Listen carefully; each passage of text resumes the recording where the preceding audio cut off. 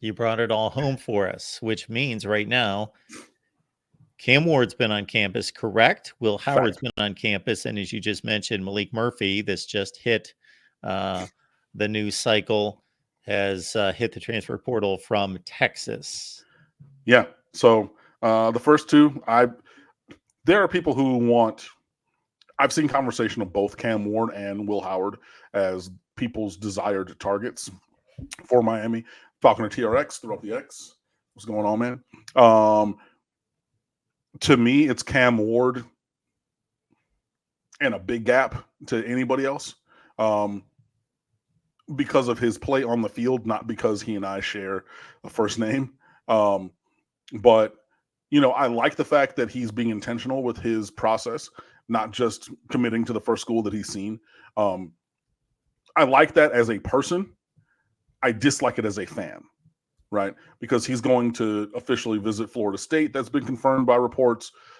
This upcoming weekend, DJ Uiagalelei is also going to be there at the same time, or around the same time. I know that Will Howard was there in Miami before Cam Ward was. So they stacked them back to back. They probably will be doing the same thing at Florida State, but Florida State's not that smart, so maybe they will have both on the campus at the same time. Who knows?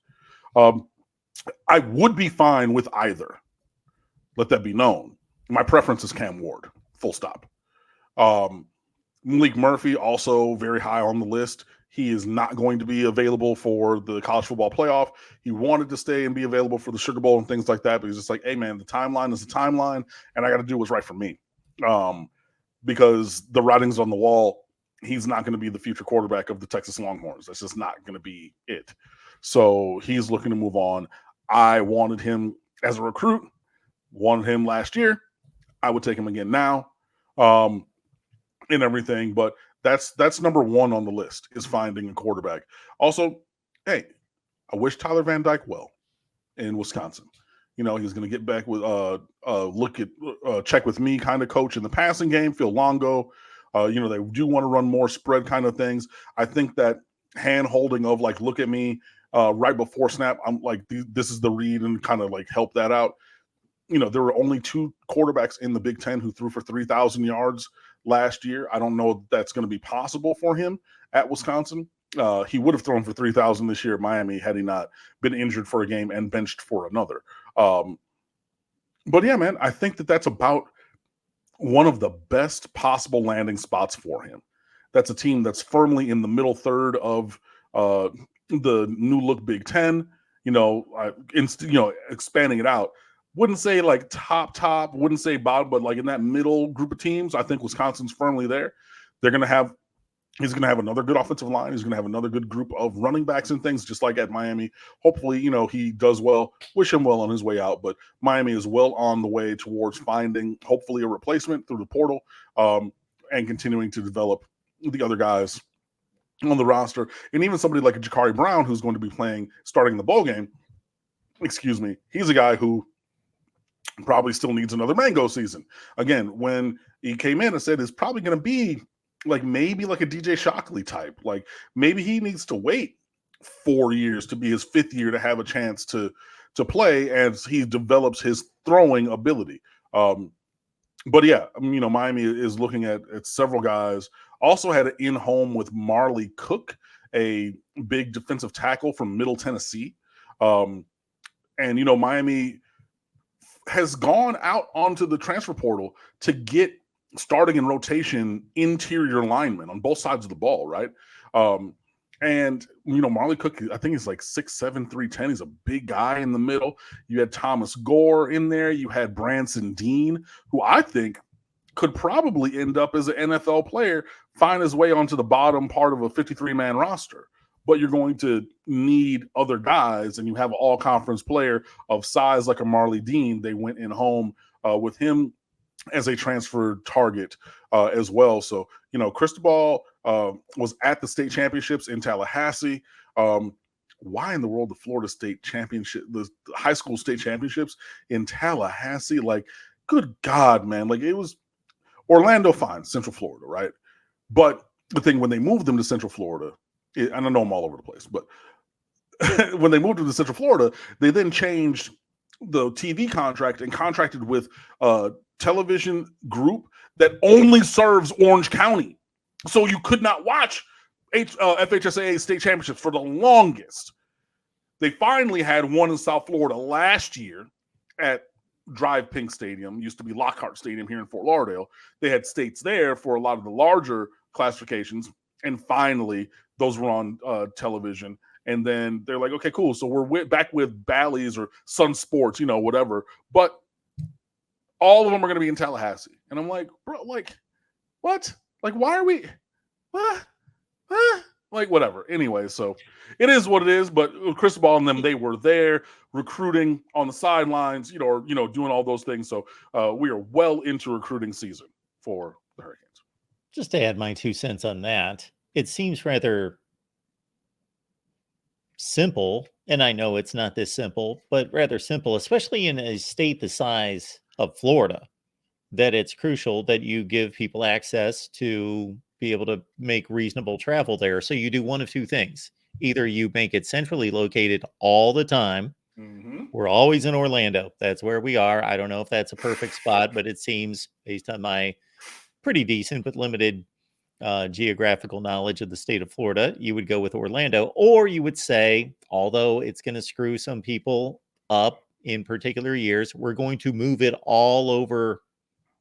Each year it's going to be located at a major stop. Yeah. No, and that's fair, but it's just been all over the place with the FHSAA, which, has a long history of interesting managerial choices, but I digress. So Falconer is looking for Cam's thoughts on Cam Ward, and I'll say it this way to set us up here. So for me, I don't have a strong opinion on Cam Ward. My opinion, in a sense, is based on other people's opinions, and I hate to put myself in that place to depend on, well, this is the evaluation of this particular player, because for as much college football as I watch, and I try to watch as much as I possibly can, I don't watch a lot of Washington State, nor am I going back watching the 20-minute cut down of Washington State football. Have I seen the guy play? Yes. A drive here, a drive there. Was I taking notes, 2 years ago on Cam Ward to kind of lock away, oh, this is what I think of him? Will Howard, I've seen play more. He's played on a better team, more substantial games, just come across his games more often, but still not been locked in on Will Howard. So that said, you placing Cam Ward in the number 1 position with a decided advantage over number 2, where does that come from? Does that come from your own evaluation or things that you picked up along the way? A little bit of both. I mean, I think that any opinion of a player is kind of a collage, a kaleidoscope kind of a thing where, you're taking in outside information. But I remember, really becoming infatuated with him because of his name, right? And when he was an incarnate word, it was like Cam. And I'm like, wait, there's a Cam out here who's balling that I don't know about? Wait a second. Hold on. I got to go find out who this kid is. So he was an incarnate word for a couple of years, putting up big crooked numbers. And so I was talking with a couple people, in the world of recruiting. They're like, yeah, like this is a kid who kind of fell through the cracks a little bit, but he can play, big arm. He's mobile enough where he can escape from pressure, looks to, throw it when he does that, has a big enough arm, very accurate, going to Wazoo, like, hey, this is a guy who can elevate that program and did. Look, this is a guy who threw for 3,700 yards at 67% completions, 25 tutties, 7 picks, a couple more picks than you would like, but fewer than Tyler threw, obviously, and about half as many as we had at Miami. But throwing the ball 40 times a game and doing it really well. Look, I mean, when he's leaving, you got 2 of his receivers who are able to now go transfer places because they put up numbers, right? With him there, he's a gamer. I think that he elevates everything. And like, if you plug in a player of that talent ability into this team, I think that could really be a boon for Miami. Like, I saw JD Pickell or whatever his name is. He tweeted it and he was right. Miami was a knee against Georgia Tech away from 8-4. You have, a roster that's going to continue to upcycle. So, right, you got the little itty bitty class from 22. You got the full class from 23 with 3 true freshman All-Americans, by the way, Francis Maui Noah, Ruben Bain, and the punter, Dylan Joyce, the Australian punter, but true freshman, first year over from Australia. Those 3 guys in the true freshman class as All-Americans. They're going to get better. They're going to upcycle. Hopefully you get some guys back from injury. You already have a top 10, borderline top 5 class right now. That's not even taking into account any transfers and things like that. You do things like that. Now you plug in somebody of Cam Ward's ability at the quarterback slot, which if you do would be an upgrade from the performance seen by Tyler Van Dyke through the majority of last season. You could challenge for an ACC championship as early as next year with that. So I'm not saying that is what will happen, but that kind of talent insertion at this key position, I believe, is what we're looking for. So that's why I have him at the top of the roster, or top of my wish list. Did see Dro and a couple other people on the timeline saying USC wants Will Howard and they don't want to get in a bidding war for him. So if he wants in, let's take him now, and he fits better in their view of what Shannon Dawson wants to do at Miami. So there's other reasons that they have espoused as to having Will Howard at the top of their list. I don't necessarily agree, but we can disagree agreeably and see what happens. You know what I mean? So I think both would be good options. But yeah, clearly I have Cam Ward above, especially from, I was going to say his ability to run, but Will Howard can actually move around too. So, we'll see. Yeah, Will Howard's they're both big guys. Will Howard's like 6'5", I believe. Yeah, he's like 6'4", 6'5". Yeah, big dude. So Falconer coming back with this one concerning the quarterback situation. Could Jakari Brown or Emory Williams beat out a portal guy? Could. Not that guy. I mean, it's... I'm not going to say an absolute no, because there's a multiverse where it is possible. I just find it hard to really believe. Especially Emory should be back for spring, coming off of his broken arm, fracture against Florida State. Jakari Brown, like I said, I already think that he needs another mango season to get better at throwing the ball. We will definitely see how that looks in a fortnight's time against Rutgers in the bowl game, the Bad Boy Mowers Pinstripe Bowl. Got that right. But I mean, it's possible. I see it as very, very improbable that whoever Miami would get as a transfer portal quarterback this year gets beaten out. I just don't, because we're looking at guys for the top of the roster, right? And let's be honest, guys, there's going to be payment involved. There's going to be an NIL situation. So you're telling me that you're going to spend a mil 5 on a guy and then just sink that money and be like, oh, well, too bad. I mean, look, the best guy should play, full stop. But there's constructs and circumstances that go with it. So is it possible? It's virtually impossible. It's very, very, very, very, very improbable that one of the incumbents beats out a portal guy, particularly if we get a guy at the top of the portal. Now, if you get someone who has a little bit, who's more potential than their performance, a la a Malik Murphy, right? Who's huge. He can run, has a huge arm and everything, has played sparingly at Texas. We think we know what he might kind of be, but he does not have the demonstrated history of performance that neither Will Howard nor Cam Ward at either stop has. So it would take something like that where you're banking on that transfer player to come here and take a leap and realize that potential to potentially have Emory or Jakari beat them out. Falconer, I gotta say, I love this comment / question just because this is a deep dive. I can't add anything about the Illinois center. I've been scurrying to find him. And again, watch a lot of football. I'll try to keep up with as much as possible. But we're looking at Zachary Barlev who I believe that's who you're talking about. He's listed as a guard according to 247 Sports, but he's the only offensive lineman from Illinois who has hit the portal. So I got to say, I'm going to do a lot of research here in the next 45 seconds while Cam takes this on about Mr. Barlove. And we'll find out what we can find out about the Illinois center.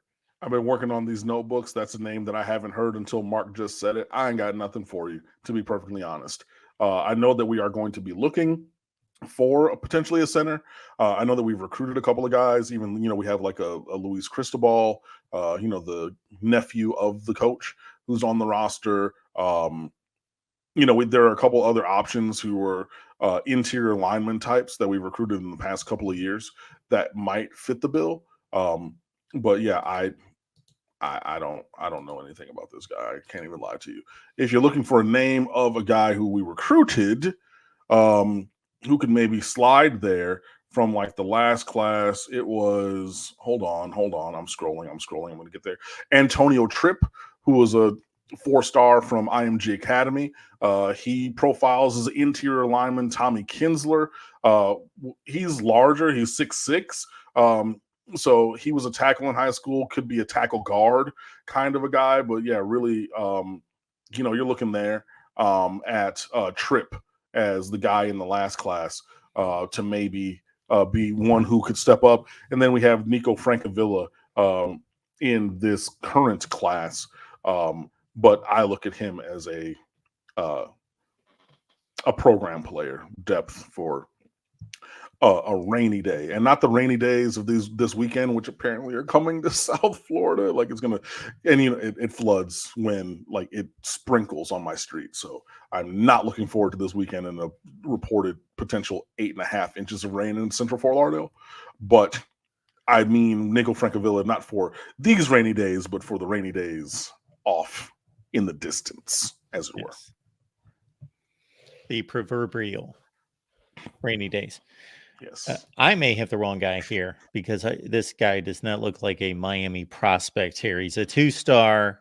He didn't start for Illinois last year. He played 12 games primarily on special teams. So maybe I've got the wrong guy. All right. We've got Paulo. Thank you so much for the 5 spot. Would a commit from Howard or Ward affect the potential Dante Moore visit, knowing Moore prefers to be developed rather than starting right away? I mean, with the second part of that, saying like he wants to be developed, maybe take a year, relax, redshirt, and then come back at it, kind of a thing. I don't necessarily see that.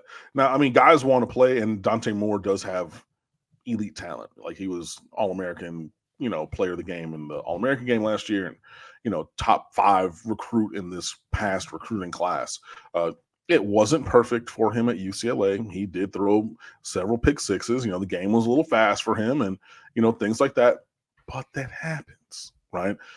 Not everyone steps in day one and is A1. Look, Dorian Thompson-Robinson did the same thing at the beginning of his career at UCLA and developed into a very nice player who's on an NFL roster. Is it exactly necessarily what Miami wants? No, but like that last year, 22 season, he was pretty darn good for UCLA. You know what I mean? Had them ranked, was 4th down conversion away from beating USC in the right, like all those kind of things. So like the growth path is there.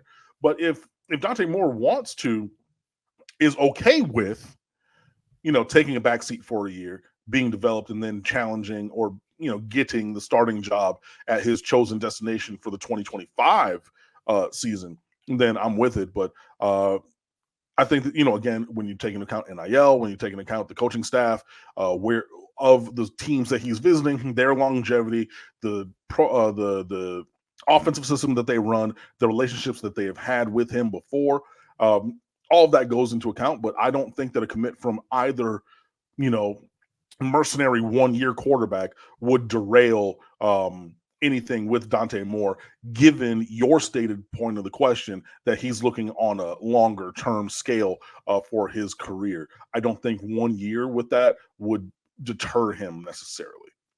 I mean, it could, but I don't know. Falconer TRX. Ken Dorsey was smart and surrounded himself with NFL talent. Yeah, and Kenny Kelly went to go play baseball. So, and he got injured, and then like Ken Dorsey just kept on winning. And finally it was just like, you know what, we're gonna go with this skinny kid from California, which I'd seen before because, like, I'm from Michigan, grew up as a Michigan fan, and I wanted Drew Henson because he was real life Paul Bunyan, like he was a superhero come alive. I have said it before. Me and my dad went out to Brighton for high school baseball playoffs, and he hit a ball that was orbiting still the third moon of Endor. Like, he hit a ball further than anybody I've ever seen, but he was like the truth. And everyone's like, yay, like he's going to be third baseman for the Yankees, and he's also going to be the quarterback who brings Michigan to da-da-da. And it was just like, it didn't necessarily curl over. And then it was just like, well, we're going to play this number 10 kid. And he moved the ball and he would score touchdowns and win games. It's like, we want this, but this other guy wins. And that was Tom Brady, right? And Ken Dorsey was kind of like, yeah, well, we were looking at these other guys, but like, he's here and he's playing well and we're winning games and let's do it. So, yeah, I mean, it was smart and surrounded by NFL talent. And hopefully, in the paradigm of Mario Cristobal right now, if you are surrounding somebody with NFL talent, then you can make middling talent look even better. And if you have above average to good to great talent along with other NFL players, then you can really be successful. So that's really where the roster building and the talent acquisition and everything comes in. Mario has a job to do, and he is doing it. We are 1 week away from National Signing Day. Have you seen Malik Murphy play? The only thing I'll say about this guy is I only saw him in the spring game. He's a monster. Like, he's got a cannon. He's a physical specimen. All of that, yes. And that's why I wanted Miami to go after him in high school. He's from California, ended up picking Texas. And yeah, he has a huge arm. He's big, fast, strong, all of those things. Probably needs to refine some of his technique, obviously, because he's second string, like he's not starting for a reason, but like, man, that is a guy that I would take on my roster tomorrow. For sure. I wouldn't necessarily hand him the keys and be like, yeah, you're going to be number one unchallenged. Cam Ward, even if it ends up being Will Howard and I don't, whatever, but one of those two dudes, I'm giving them the keys. You're driving, take the offense. Let's go. Malik, because like I was talking about in the question about can one of the incumbents beat a transfer to the quarterback one job this year, somebody like Malik who would need to show realization of his immense potential into performance, that would have to be it. But I would take him on my roster today, tomorrow, next Tuesday, whenever you want, buddy. Make it happen. Cam, I'm making this statement because this seems to be where some fan bases are going, is that if you have an experienced quarterback leaving, whether you were satisfied with their performance or not, and then regardless of the level of talent and recruiting rankings that you have in the quarterback room, they're all inexperienced, that these fan bases are now at an expectation that we need to go out and get somebody because we don't feel comfortable playing an inexperienced quarterback, that we need to go out and get a one-year wonder and somebody that we can see, okay, 325 touchdowns, 3,000 yards. Okay, I'm comfortable with that. That you're going to get into some kind of a spiral of not developing and promoting your own talent. Yeah, and that is the risk that you run. But in Miami's case specifically, I don't think that we have somebody who's ready to step up. So we need that. We need that 1 year guy to bridge that gap and hopefully develop. Like, you still have to follow the recruiting rules. You still got to get one every year. You still got to develop and build. You still have to have that plan. But, with the transfer portal, you're able to bridge some of those gaps a little easier with bringing in players from other places. So should it be always and forever? No. But in a situation like this where, like, you really need somebody like that, because, like, I know that he's not playing at Missouri, but it would be different if Jay Garcia was still here, right?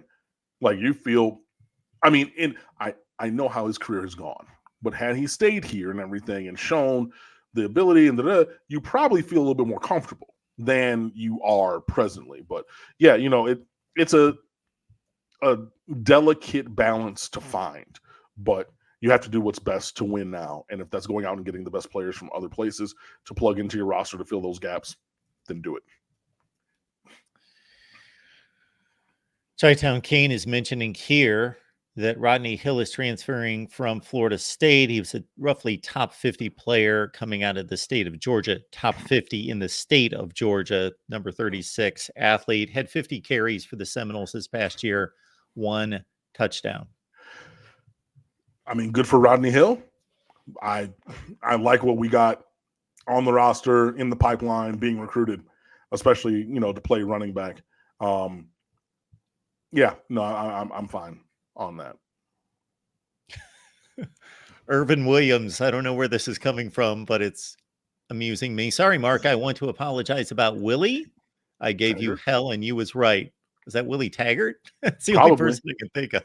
Yeah, well, shout out to Irvin for admitting fault that, sometimes we have to do that. But yeah, man, and I'm going to admit my fault of going over by 2 minutes because – you know what? Number one, I'm hungry. And number two, you cannot see it because I'm not going to show it to you and everything because, missing a couple names on there. But I got notebooks to write, man. So be sure that you go over to stateoftheu.com. Please come fan with us. We have our Monday musings from Craig T. Smith. We have This Week in Basketball, Mike Schiffman. We'll probably have a couple other things from Justin DeTavio and other guys popping up in there. But yeah, I am singularly focused on recruiting notebooks and the National Signing Day, or the early signing period, which starts on next week, Wednesday.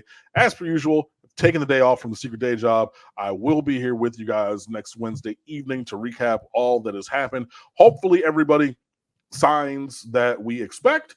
Maybe, there can be movement because there will be visits and everything. But in the meantime, stateoftheu.com, Instagram, Twitter, and Facebook at The State of the U. Please come on over and fan with us.